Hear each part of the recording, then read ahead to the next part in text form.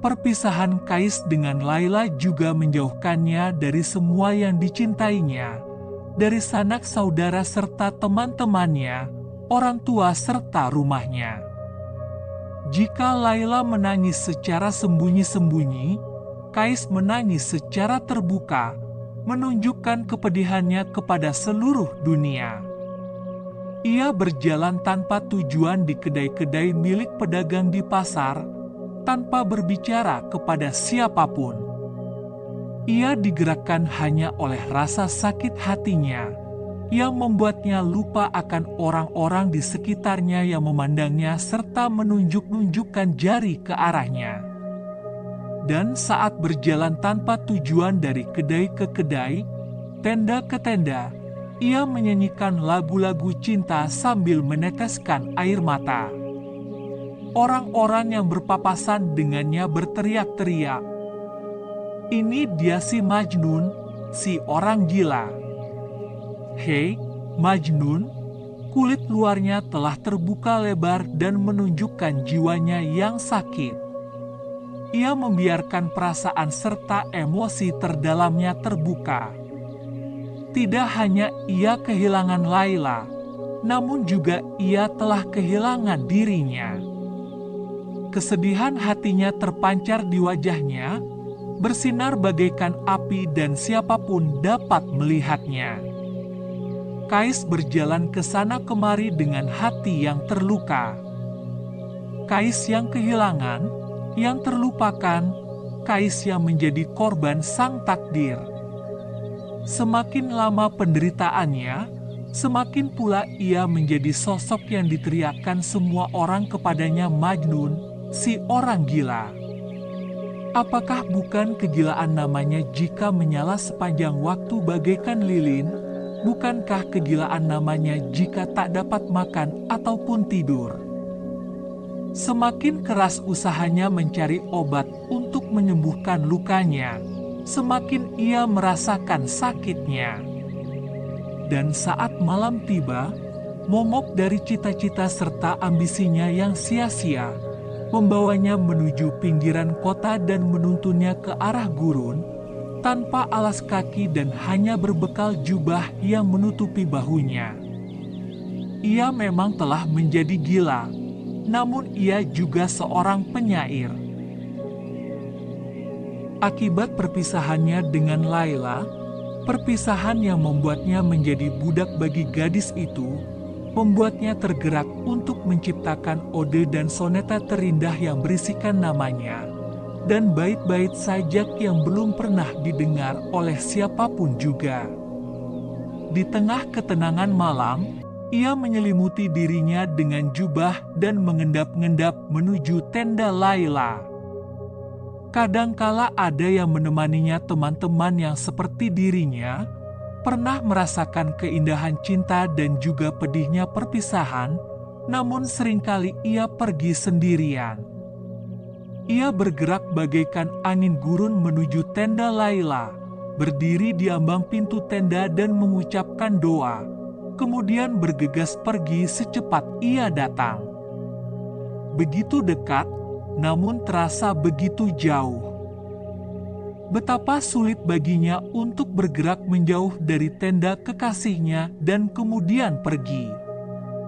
Dalam perjalanan menuju tenda Laila, ia seakan terbang, namun tatkala melangkah pergi, ia berjalan terseok-seok bagaikan orang yang sedang mabuk atau hewan yang sedang terluka. Mengapa takdir tidak berpihak kepadanya? Hatinya hancur bagaikan sebuah kapal yang terjebak di tengah hujan badai. Sisa-sisa dirinya kini bergerak mengapung berkat belas kasih sang ombak. Rumahnya telah menjadi penjara di mana semua orang berbicara namun tak pernah mendengarkannya. Semua orang memberikan nasihat namun tak pernah bisa memahaminya. Ia telah tiba di satu titik di mana ia tak lagi memperhatikan ucapan semua orang. Ia sudah tak peduli lagi. Hanya kata Laila lah yang berarti baginya saat ini. ketika orang membicarakan hal-hal lain, ia akan menutup kedua telinganya dan tak mengucapkan sepatah kata pun. Suatu hari ia berjalan seolah tak sadarkan diri. Keesokan harinya ia bertingkah bak seorang pemabuk, berjalan terseok-seok, menangis terisak-isak dan merintih-rintih. Bait demi bait sajak mengalir dari bibirnya.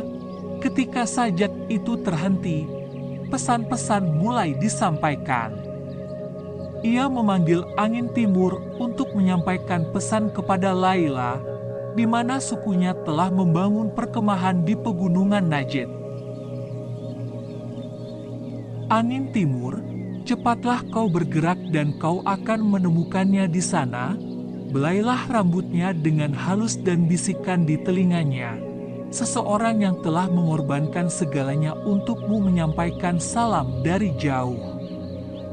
Kirimkan kecupan melalui angin untuk memberitahunya bahwa kau masih memikirkannya. Oh cintaku, andai saja aku tak memberikan jiwaku kepadamu, maka akan lebih baik jika aku kehilangan jiwaku untuk selamanya, demi kebaikanku. Aku terbakar dalam api cinta dan aku tenggelam dalam air mata kepedihan. Bahkan matahari yang menyinari bumi tak dapat merasakan besarnya hasratku. Aku adalah ngengat yang beterbangan di tengah malam untuk mencari sinar lilin. Oh lilin jiwaku yang tak kelihatan. Jangan siksa aku saat aku terbang mengelilingimu. Kau telah menyihirku, kau telah mencuri tidurku, akal sehatku, dan juga keberadaanku. Kau adalah penyebab dari sakit hatiku, namun demikian cintaku kepadamu adalah satu-satunya pelipur laraku, satu-satunya penyembuh lukaku. Betapa anehnya, sebuah obat yang tidak menyembuhkan namun justru memberikan rasa sakit yang jauh lebih besar. Andai saja kau dapat memberikanku pertanda.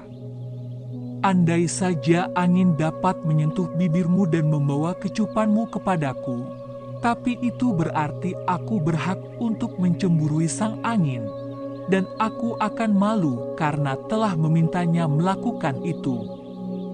Takdir telah mengucapkan mantranya dan menjatuhkan cangkir dari tanganku. Anggur itu telah tumpah dan aku tersiksa oleh dahaga. Dan kini takdir mencemoohku saat aku terkapar tak berdaya. Ya, aku memang salah seorang yang terkena kutukan roh jahat, takdir, atau apapun sebutanmu untuknya. Siapa yang takkan takut dengan musuh seperti itu? Semua orang berusaha untuk melindungi diri mereka dari roh jahat dengan mengenakan jimat biru. Bahkan matahari yang takut akan kegelapan pun mengenakan selubung langit biru untuk mengusir roh jahat. Aku tidak mengenakan jimat, karena itulah aku kehilangan segalanya. Jika ini bukan hasil karya sang takdir, lalu hasil karya siapa?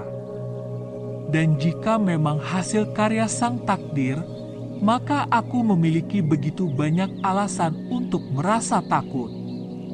Dan juga menjadi gila. Matahari menyingsing dan memberikan warna keemasan di bumi, menaburkannya ke langit dan melenyapkan semua bintang. Kini Majnun muncul dengan teman-temannya di sisinya di dekat tenda kekasihnya. Ia mengambil resiko besar. Tak pernah sebelumnya ia bergerak sejauh ini tanpa kegelapan malam menyelubunginya. Namun kesabarannya telah habis dan ia tak lagi sanggup menghadapinya. Hatinya luluh untuk Laila. Sebelum seluruh hatinya hancur, ia harus bertemu dengan kekasihnya. Bak seorang pemabuk, benaknya kebingungan dan linglung, ia terseok-seok menuju tenda Laila, bait-bait sajak mengalir keluar dari bibirnya. Dan tiba-tiba saja ia telah berada di sana, di pintu masuk tenda kekasihnya. Ia harus mengusap-usap matanya untuk memastikan bahwa ia tidak sedang bermimpi. Di hadapannya berdiri tenda Laila, dan betapa terkejutnya ia ketika menyadari bahwa tirai tenda itu dalam keadaan terbuka. Dan tampak jelas sesosok gadis sedang duduk di pintu masuk. Gadis itu adalah Laila. Majnun mengeluarkan erangan yang dalam, seolah hendak pingsan. Kemudian Laila melihatnya. Selama sedetik yang seolah terasa berabad-abad mata mereka saling bertatapan, dan dari tatapan masing-masing, mereka dapat membaca berbagai perasaan, takut, rindu, sakit, serta cinta. Air mata membasahi mata mereka tatkala saling berkomunikasi dalam keheningan, dan saling menghembuskan napas di udara yang bergerak sebagai penyampai pesan mereka. Laila merupakan sinaran matahari, Majnun adalah sebuah lilin yang perlahan membakar habis dirinya dengan api hasrat di hadapan gadis itu. Keindahan Laila bak taman bunga mawar, Majnun bagaikan menara api yang menyala dengan kerinduan. Laila menebarkan benih-benih cinta, Majnun menyiraminya dengan air matanya.